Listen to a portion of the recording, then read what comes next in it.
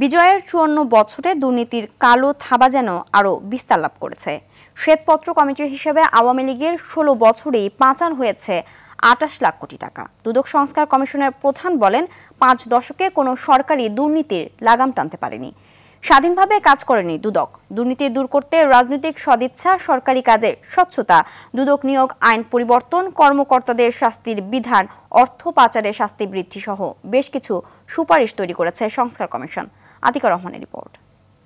নগদের সর্বোচ্চ বার ১৬৭ টাকা রিচার্জে পাবেন ১ লাখ টাকা পুরস্কার। আরও আছে প্রতি সপ্তাহে পুরস্কার ও ক্যাশব্যাক।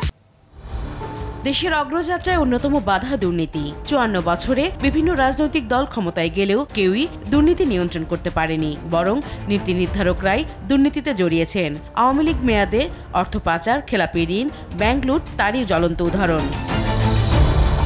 আইন, বিচার, প্রশাসন, আইন শৃঙ্খলা কিংবা শিক্ষা, স্বাস্থ্য, অর্থ, যোগাযোগ, এমনকি দুদক নিজেও দুর্নীতিতে নিমজ্জিত। সংস্কার কমিশনের প্রধান বলেন, দুর্নীতি দমনে সব সরকারই ব্যর্থ হয়েছে।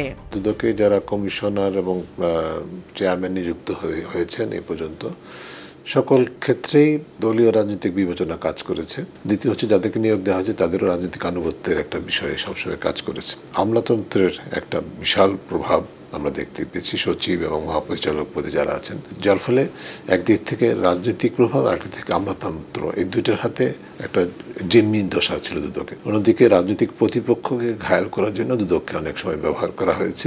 রাজনৈতিক দল ও বিভিন্ন পক্ষের সুপারিশ নিয়ে সংস্কার প্রস্তাব তৈরি করছে কমিশন।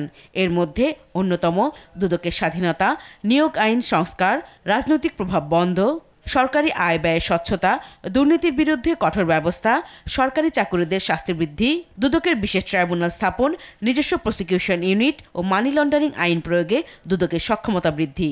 যে উপাদানগুলো, তার মধ্যে অন্যতম হচ্ছে যে প্রতিষ্ঠানের উপরে অর্পিত সরাসরি দায়িত্ব আছে দুর্নীতি দমনের বা দুর্নীতি প্রতিরোধের, সেটি যেন কার্যকর হয়। পাশাপাশি অন্য যে সংস্থাগুলোর উপরে রাষ্ট্রীয় যে শুদ্ধাচার ব্যবস্থা যেটাকে বলা হয়, যার মধ্যে প্রশাসন, আইন প্রকাশ সংস্থা, বিচার বিভাগ, অন্য যে কমিশনগুলোর কথা আগে বললাম, এমনকি জাতীয় সংসদ, এদের যে সম্পূরক ভূমিকা, অত্যন্ত অনেক ক্ষেত্রে আবার নিয়ামক ভূমিকা আছে, সেটি ভুললে চলবে না। পুরো প্রাতিষ্ঠানিক আঙ্গিকটাকে, স্পেসটাকে সংস্কার আওতায় আনতে হবে। একইভাবে কিন্তু সাধারণ মানুষকে দুর্নীতির বিরুদ্ধে সোচ্চার হতে হবে।